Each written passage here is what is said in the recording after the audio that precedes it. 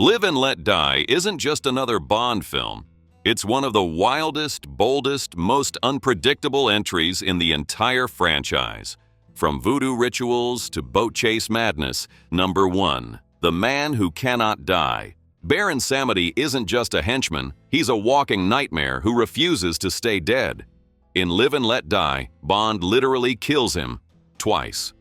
And yet, that final shot shows Samedi riding the front of a train, laughing straight at the audience like he knows something we don't. It feels surreal, almost spooky, and that's the point. The movie flirts with the occult, and Samedi is introduced as the man who cannot die. But here's the wild part. That ending wasn't just a cool visual.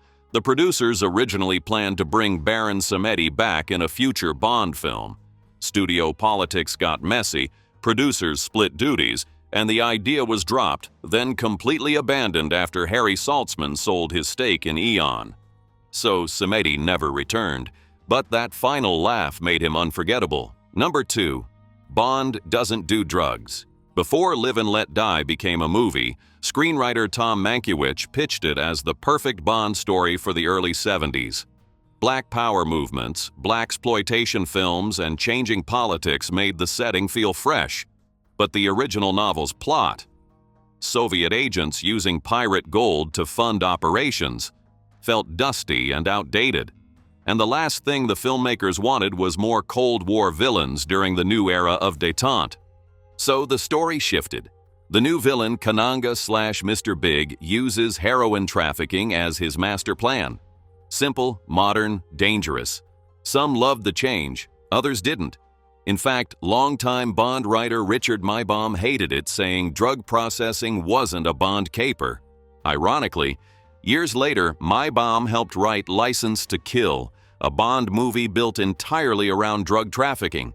Bond may not do drugs, but the franchise sure kept coming back to them.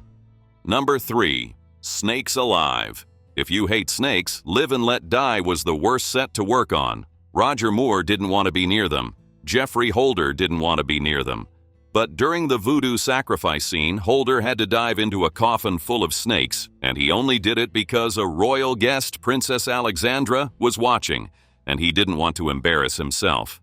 Jane Seymour didn't escape the chaos either. During filming, actor Michael Eban got bitten by the snake he was holding, panicked, and dropped it right at her feet. The handler grabbed it just in time. But the craziest moment? It made the movie. In the pre-credits scene, the British agent who gets killed by a snake fainted for real. From fear, not venom. The director kept the shot. That terrified collapse? 100% genuine. Number 4, Just a Little Musical Extravaganza. When John Barry wasn't available to score Live and Let Die, the producers had a problem and an empty budget. Hiring Paul McCartney and Wings for the title track had already eaten a massive chunk of the music money. So they took McCartney's advice and brought in his former Beatles producer, George Martin. It turned out to be one of the film's smartest decisions. Martin delivered a bold, energetic soundtrack that blended espionage flair with Caribbean tension. One standout cue, "If he finds it, kill him," almost wasn't Martin's at all. Director Guy Hamilton practically dictated it bar for bar, telling Martin exactly how each section should sound. Still, Martin executed it effortlessly, giving the film one of the most atmospheric scores in the entire Bond franchise. Number 5, Insomnia, Sir. Instructions. Bernard Lee, Bond's original and iconic M, was going through one of the darkest moments of his life during filming. Early in 1972, his wife tragically died in a house fire, and Lee was hospitalized trying to rescue her. A month later, he was mugged. Broken, grieving, and in debt, he tried to hide his struggles from colleagues. Many on set noted he was unwell, and producers considered replacing him for this film. His friend Kenneth Moore even offered to stand in as M on the condition Lee received the paycheck. But Lee refused, insisting on doing the job. When Richard Burton heard what happened, he quietly wrote Lee a check to cover his debts. Knowing this, the famous insomnia scene in Bond's apartment hits harder. Lee is acting, but he's also surviving. Number 6, let's get there in one piece. Easy, Charlie, let's get there in one piece. Right after landing in New York, Bond barely gets settled before chaos hits. During his CIA taxi ride, Whisper fires a poisoned dart into the driver, forcing Bond to take control from the back seat as the car tears down FDR Drive. It's frantic, fast, and looks incredibly dangerous, but here's the secret. The legendary stuntman Joey Chitwood, playing the dead driver, was actually driving the entire time. Roger Moore only leaned over him for close-ups. Chitwood had to steer, dodge traffic, and keep the car steady while pretending to be a corpse. He also performed several major moments of the Louisiana boat chase, including the insane jump over Sheriff J.W. Pepper's patrol car.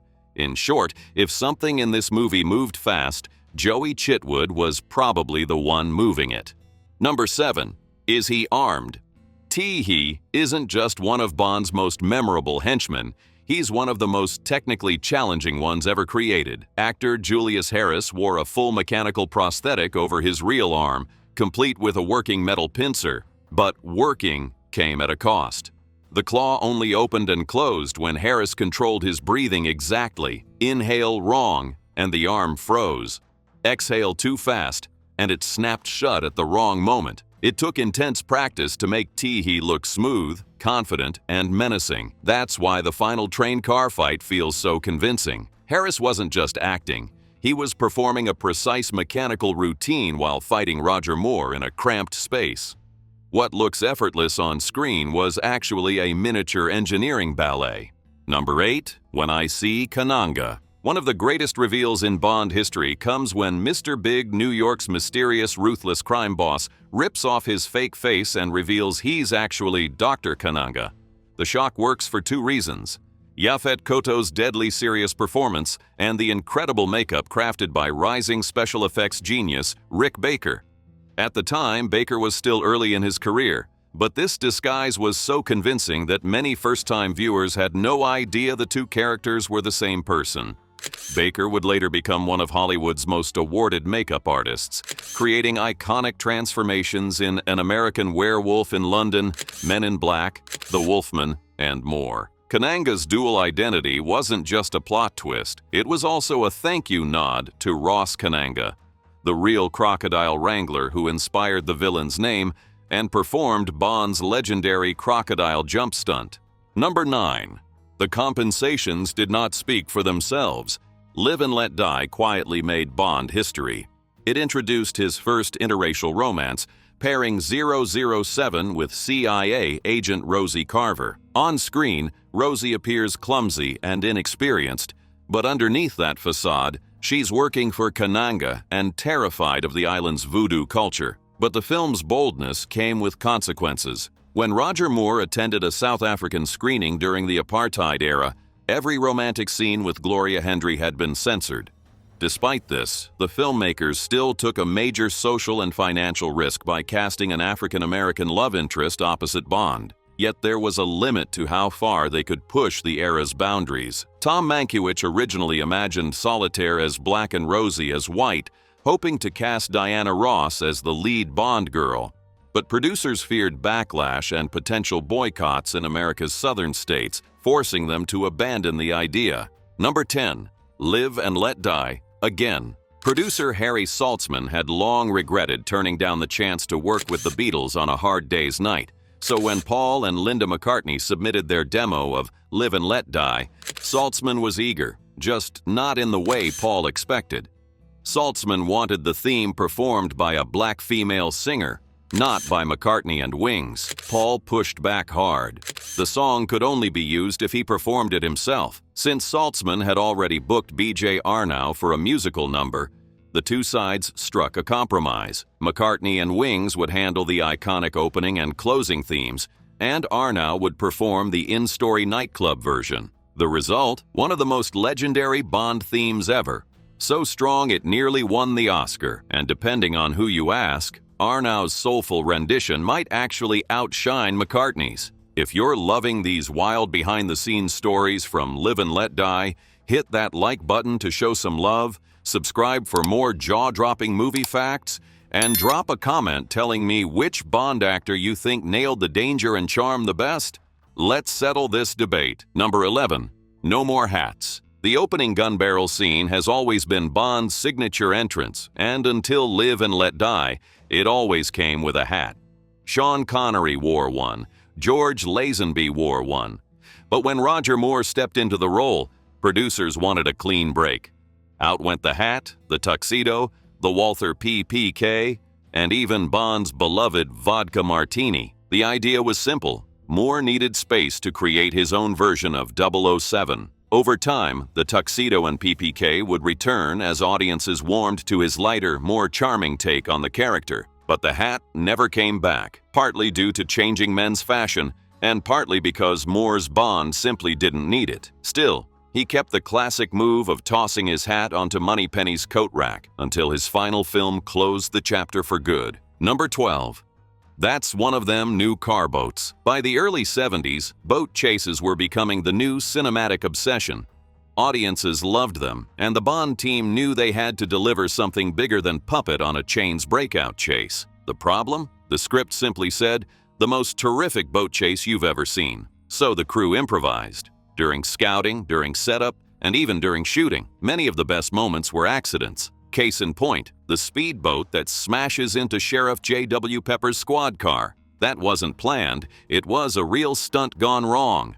But it looked incredible, fit the tone, and made everyone laugh, so they kept it. The sequence became one of the film's defining highlights, mixing daring stunts with Roger Moore's lighter, more playful Bond energy. Sometimes chaos really does create movie magic. Number 13. Sheer magnetism, darling.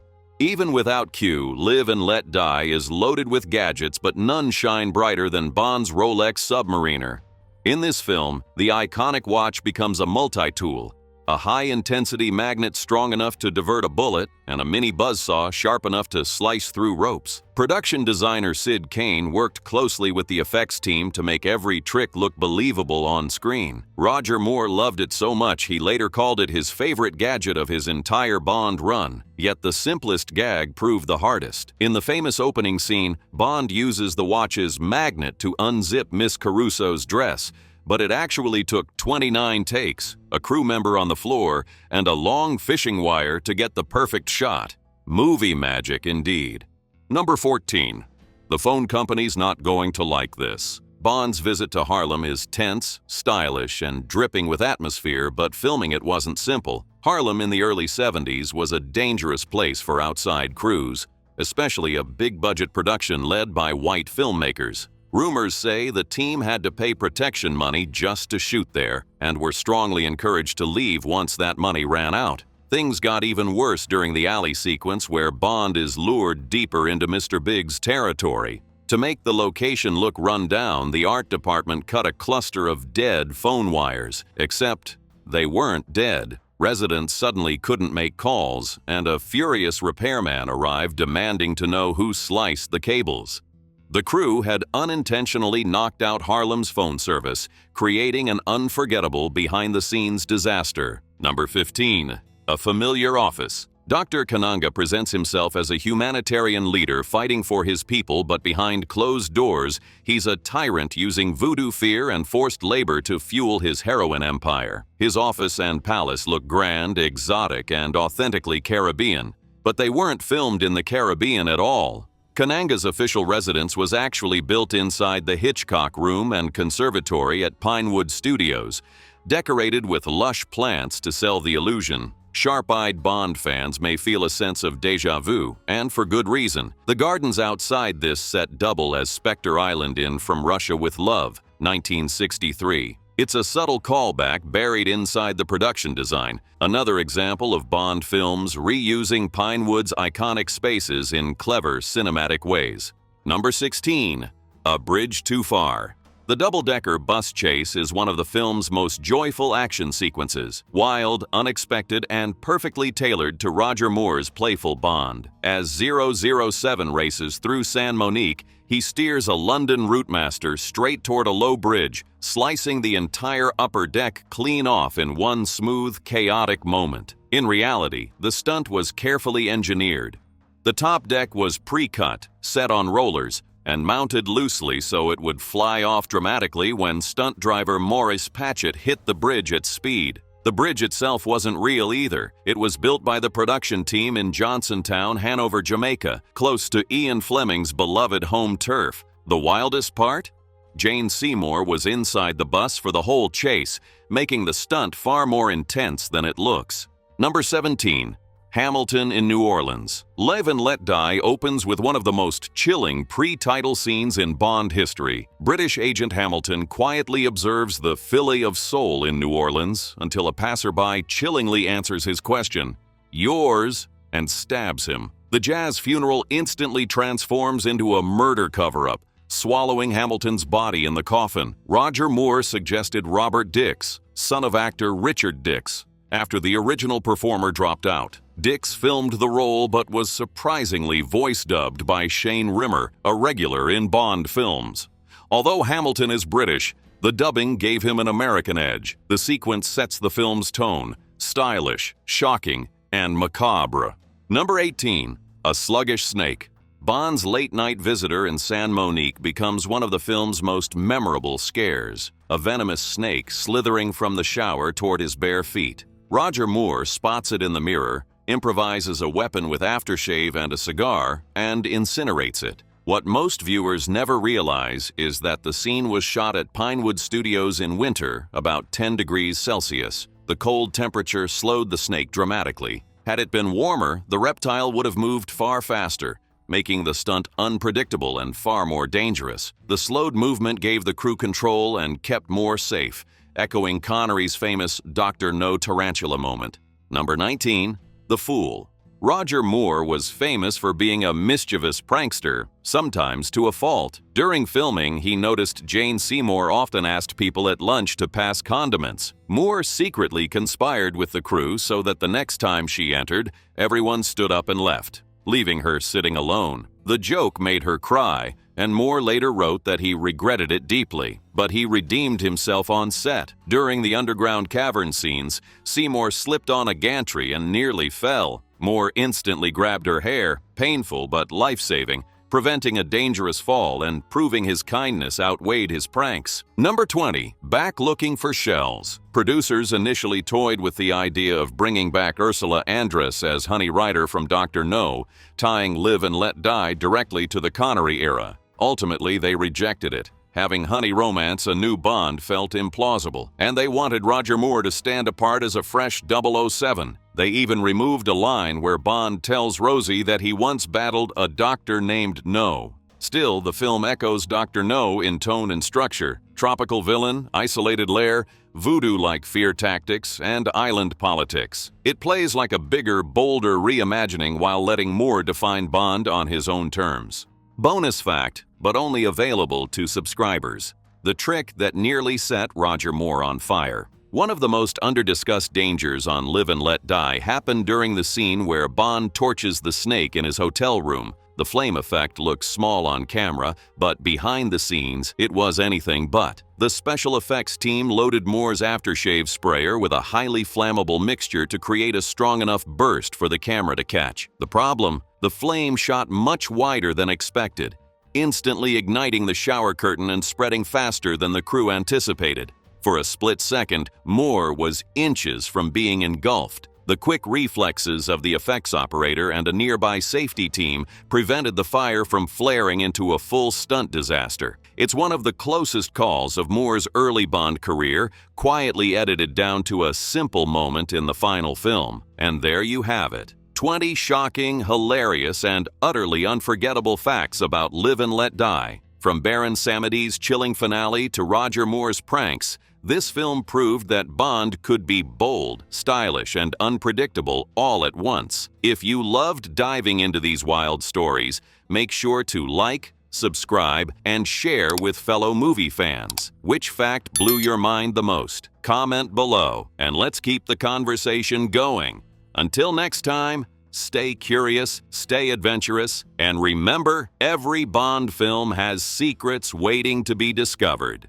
Wow, that was weird.